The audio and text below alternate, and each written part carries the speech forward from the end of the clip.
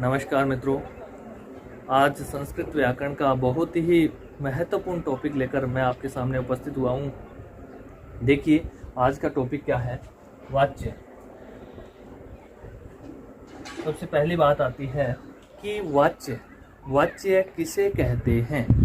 देखिए अपनी बात को कहने का तरीका वाच्य कहलाता है।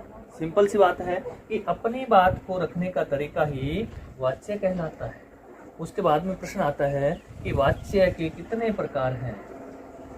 कितने प्रकार हैं? वाच्य के 3 प्रकार हैं। अर्थात वाच्य कितने प्रकार का होता है? वाच्य 3 प्रकार का होता है। पहला देखिए, पहला है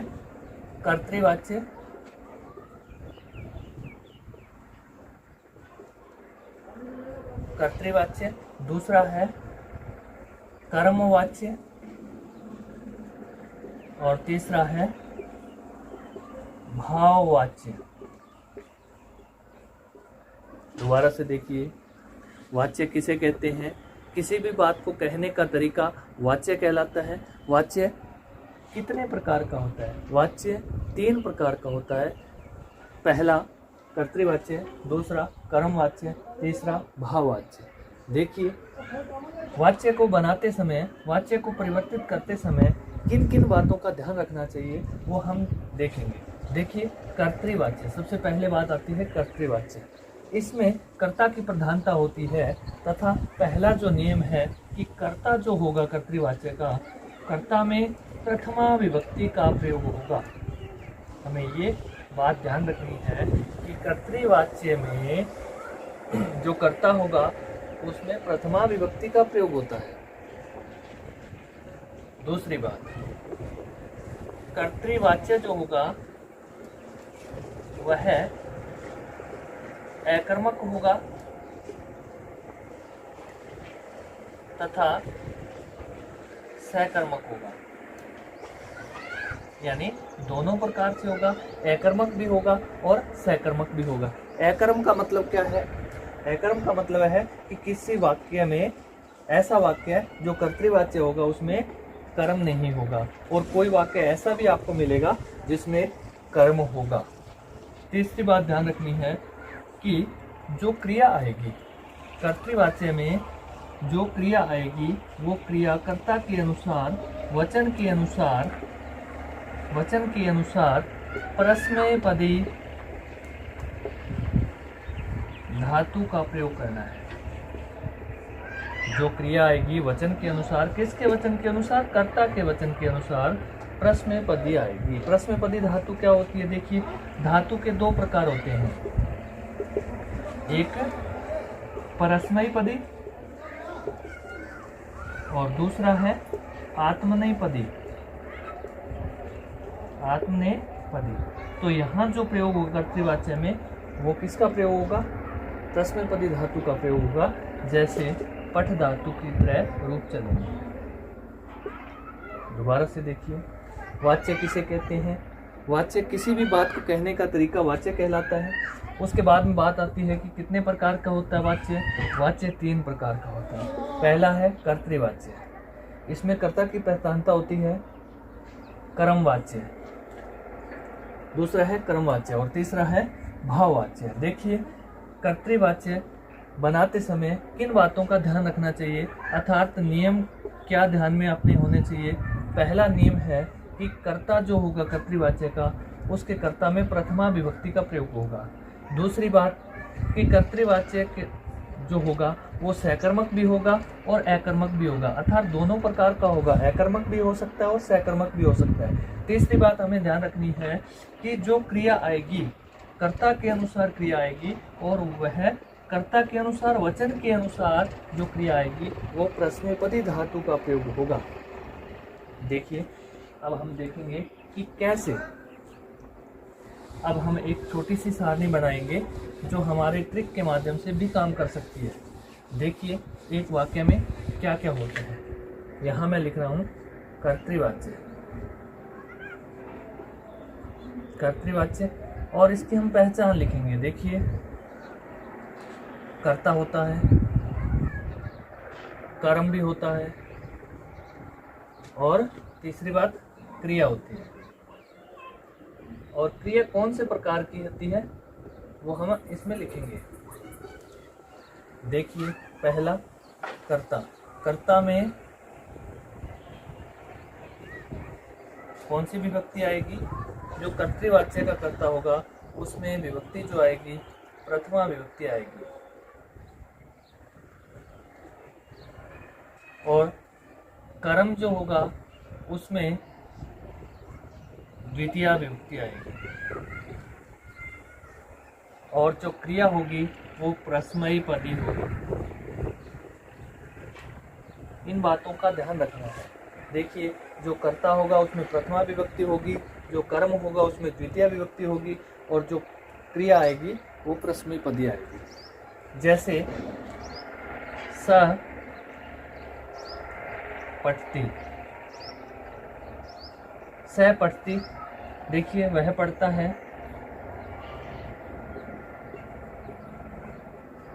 अब देखना है ये है कि इसमें कर्म है या नहीं है। नहीं है, पहली बात, कर्ता और क्रिया। तो इन्होंने कहा कि कर्ता में प्रथमा विभक्ति होगी, ये प्रथमा विभक्ति है, और जो क्रिया होगी वो प्रश्नपदी आएगी, किसके अनुसार? कर्ता के अनुसार। तो ये एक वाक्य बना, सह पठती, वह पढ़ता है, ये कर्तृवाच्य है। वे दोनों पढ़ते हैं, तौ पठतः, वे दोनों पढ़ते हैं। तो यहाँ देखिए, वे दोनों की संस्कृत क्या होगी? तौ पढ़ते हैं, क्रिया आ जाएगी कर्ता के अनुसार, कर्ता द्विवचन है तो क्रिया भी द्विवचन की आ जाएगी। तौ पठता है, वे दोनों पढ़ते हैं। देखिए, अब वह संस्कृत पढ़ता है, वह संस्कृत पढ़ता है। ध्यान से देखिए, वह संस्कृत पढ़ता है, तो इस वाक्य में कर्ता, कर्म और क्रिया तीनों बात आ गई है। कर्ता, कर्म और क्रिया। तो हमें ध्यान रखना है कि कर्तृवाच्य में जो कर्ता होगा स को संस्कृत में क्या कहेंगे? वह को स। संस्कृत पढ़ता है तो कर्म में द्वितीय स संस्कृतम, संस्कृत को पढ़ता है, पठती, वह संस्कृत को पढ़ता है। सह संस्कृतम पठती, ये क्या बना? वाक्य बना। कौन सा? कर्तृवाच्य। आगे देखिए, और भी हम उदाहरण करेंगे इसके।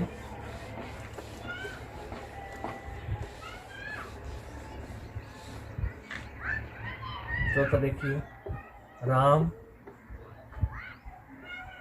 जाता है, राम जाता है। तो देखिए, राम यहाँ करता है और जाता है क्रिया है। तो हमें ध्यान रखना है, कर्तृवाच्य की पहचान है कि कर्ता में प्रथमा विभक्ति आएगी रामः, क्रिया किसके अनुसार आएगी? कर्ता के अनुसार आएगी। जाना गम धातु, गच्छति, राम जाता है, गच्छति। राम बाजार जाता है। पांचवा वाक्य देखिए, राम बाजार जाता है। तो यहाँ देखिए, ये क्या है? करता है, राम करता है, बाजार क्या है? कर्म है, और जाता है क्या है? क्रिया है। तो यहाँ कर्ता की प्रधानता मैंने आपको बताई है कि यहाँ कर्तृवाच्य जो होता है उसमें कर्ता की प्रधानता होती है, और कर्म में द्वितीय विभक्ति होगी, क्रिया कर्ता के अनुसार। तो देखिए, राम में प्रथम विभक्ति लगाएंगे, रामः। बाजार को क्या कहते हैं? आपण। तो आपणम,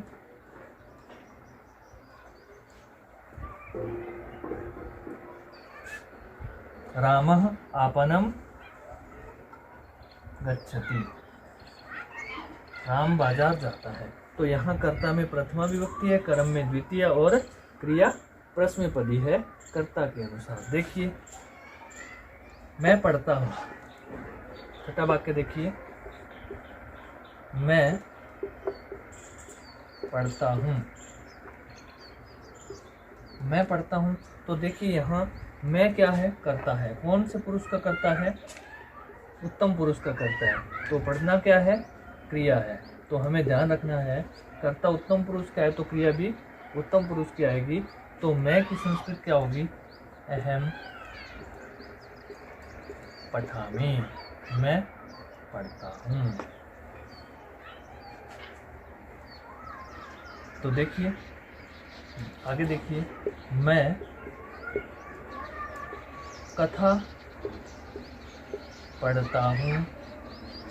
वाक्य देखिए, मैं कथा पढ़ता हूँ। तो इसकी संस्कृत क्या होगी, देखिए मैं क्या है, करता है, कथा क्या है, कर्म है, और पढ़ता हूँ क्रिया है। तो यहाँ मैं की संस्कृत होगी अहम कथा को पढ़ता हूँ, कथाम पठामि। तो यहाँ देखिए ये कर्ता है, कर्ता में प्रथमा विभक्ति आई, और ये क्या है, कर्म है, कर्म में द्वितीय विभक्ति आई, और पठामि क्या है, क्रिया है। किसके अनुसार है ये, कर्ता के अनुसार। यहाँ कर्ता उत्तम पुरुष का है, एक वचन है, इसलिए यहाँ क्रिया भी उत्तम पुरुष एक वचन है। दोबारा आगे देखिए,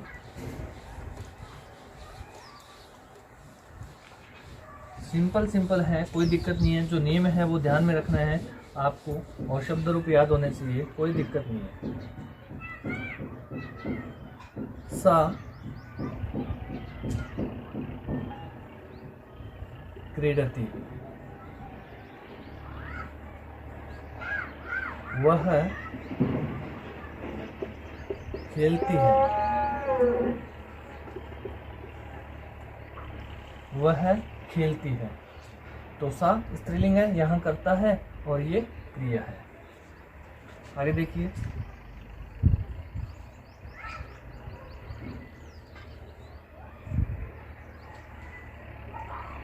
सीता विद्यालय जाती है।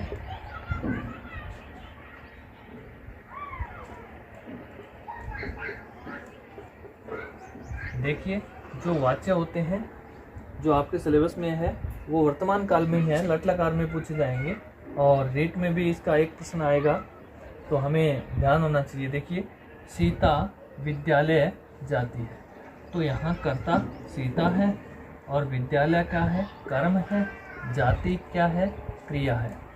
तो यहाँ सीता में प्रथमा सीता विद्यालय को जाती है, विद्यालयम गच्छति।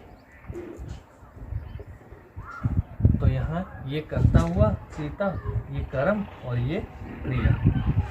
अब देखिए, तुम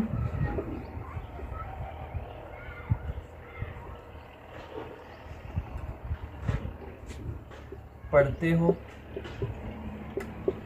तो यहाँ देखिए तुम ये करता है, ये क्या है, क्रिया है। तो यहाँ ध्यान रहे, तुम की संस्कृत क्या हो जाएगी, युष्मल शब्द रूप त्वम पठसि, क्योंकि यहाँ कर्ता मध्यम पुरुष का होने के कारण यहाँ क्रिया भी मध्यम पुरुष की आई है। आगे देखिए, हम दोनों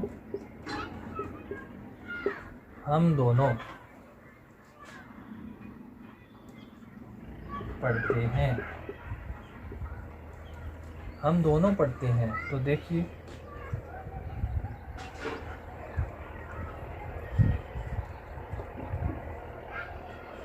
हम दोनों करता है, उत्तम पुरुष का करता है, क्रिया है, पढ़ते हैं। तो देखिए हम दोनों की संस्कृत क्या होगी, अहम अवाम वयम। तो अहम अवाम पठावो, हम दोनों पढ़ते हैं, अवाम पठावो, ये क्या है, कर्तृवाच्य है। अब देखिए आगे देखिए, 12 नंबर, हम दोनों पढ़ते हैं। तो देखिए मैं जल पीता हूँ, मैं जल पीता हूँ। तो मैं क्या है, करता है, जल क्या है? कर्म है, और पीता हूँ क्या है? क्रिया है। तो हमें ध्यान रखना कर्ता उत्तम पुरुष है, इसलिए देखिए अहम जल पीता हूँ, जलम पिबामी। मैं जल पीता हूँ, अहम जलम पिबामी। मैं नाटक देखता हूँ, मैं नाटक देखता हूँ, मैं नाटक देखता हूँ। देखिए यहाँ करता है, ये कर्म है, और देखता हूँ क्या है? क्रिया है। अहम किसको देखता हूँ? नाटक को। तो नाटकम पश्यामि, मैं नाटक को देखता हूँ। आगे देखिए, आपको नियम ध्यान होने चाहिए। नियम के अकॉर्डिंग आपको कहीं समस्या नहीं आने वाली है वाच्य में, और प्रत्येक परीक्षा में ये एक प्रश्न जरूर आता है।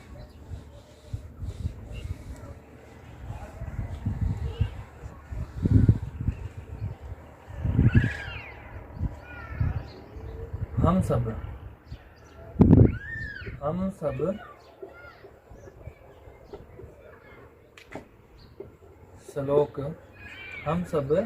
श्लोक पढ़ते हैं।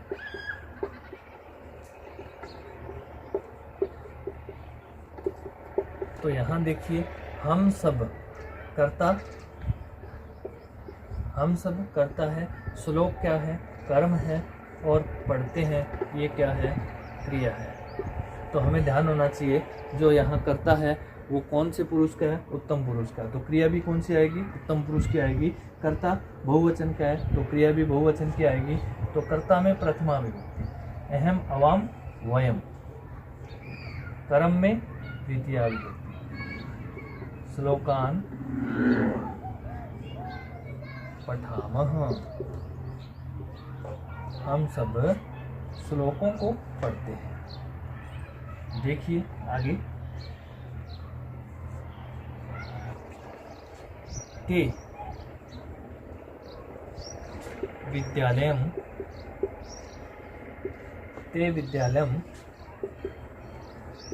गच्छन्ति।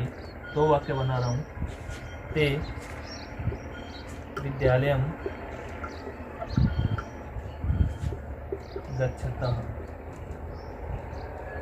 ध्यान करें, यहाँ जो ते है ये स तौ ते पुल्लिंग का बहुवचन है, इसलिए यहाँ कर्ता बहुवचन का होने के कारण यहाँ जो क्रिया आई है वो भी बहुवचन की आई है। ते वे सब विद्यालय जाते हैं। तो ये जो ते है, ये देखिए स्त्रीलिंग का है, सा ते ताहा। तो यहाँ जो ते है द्विवचन का है, इसलिए यहाँ जो क्रिया आई है द्विवचन की आई है, ते विद्यालयम गच्छतः। देखिए इसी क्रम में हम आगे पढ़ेंगे। आज के लिए इतना ही है, पर्याप्त है। मैं आशा करता हूँ आपको जितना भी करवाया है वो समझ में आया होगा। धन्यवाद।